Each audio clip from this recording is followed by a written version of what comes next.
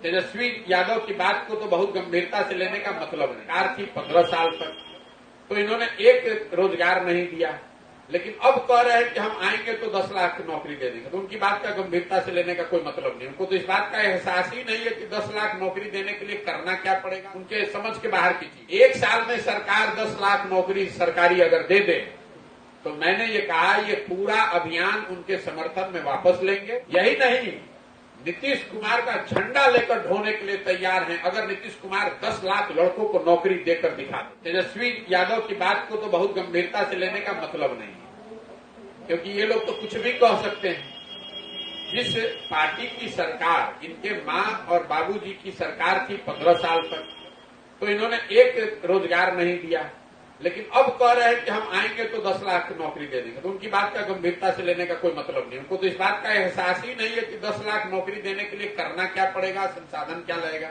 उनके समझ के बाहर की चीज है। लेकिन हमने इस पर टिप्पणी तब की जब नीतीश कुमार ने पिछले साल 15 अगस्त गांधी मैदान से ये कहा कि हम 10 लाख नौकरी दे देंगे अगले एक साल में। तो ये वही नीतीश कुमार है जो पिछले 2 साल से इस बात पर हंसी उड़ा रहे थे कि भैया ये तो दिया ही नहीं जा सकता है।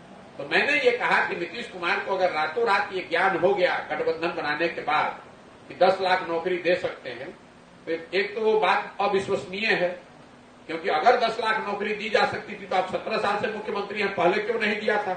लेकिन मान लीजिए कि अब आपको ज्ञान हुआ है, तो हमने उस समय भी कहा और आज भी दोहरा देता हूं, अगर एक साल में, मतलब 15 अगस्त से शुरू हुआ, अगस्त तो अभी 4-5 महीने रह गया है, एक साल में सरकार 10 लाख नौकरी सरकारी अगर दे दे तो मैंने ये कहा, ये पूरा अभियान उनके समर्थन में वापस लेंगे। यही नहीं, नीतीश कुमार का झंडा लेकर ढोने के लिए तैयार हैं अगर नीतीश कुमार 10 लाख लड़कों को नौकरी देकर दिखा दे, सरकारी नौकरी देकर दिखा दे। बिल्कुल झूठी बात है। आंख में भरे दोपहरी में आंख में धूल झोंक रहे हैं। भैया 15 अगस्त को उन्होंने कहा था, आज हम लोग मई में बैठे हैं, तो 9 महीना तो हो गया।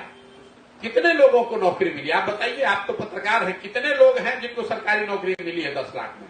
तेजस्वी जैसे लोगों ने तो ये कहा था कि हम पहले कैबिनेट में पहला सिग्नेचर ही यही करेंगे, उससे 10 लाख नौकरी मिल जाएगी। तो ये दिखाता है उस आदमी की अज्ञानता कि अगर आपके पास 10 लाख नौकरी देनी है तो भी आप एक कैबिनेट में एक साइन करके कैसे 10 लाख नौकरी दे देंगे। आपके बाबूजी का कोई राजतंत्र थोड़े ना है, इसके लिए व्यवस्था है, क्राइटेरिया है, जो पद होने चाहिए, पद का सृजन होना चाहिए, पद पर बहाली की प्रक्रिया है।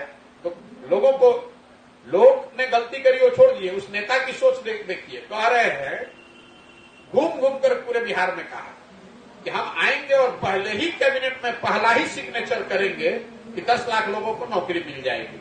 तो मैं इसीलिए पूछ रहा हूं कि भैया आप कैबिनेट हो नहीं रही है कि कलम की स्याही सूख गई है कि कलम टूट गया है, आप बता दीजिए। तो जब आप 10वीं पास नहीं है, मुख्यमंत्री के लड़के होते हुए भी, तो आपको कलम चलाने कितना आता है वो तो इसी से दिख रहा है।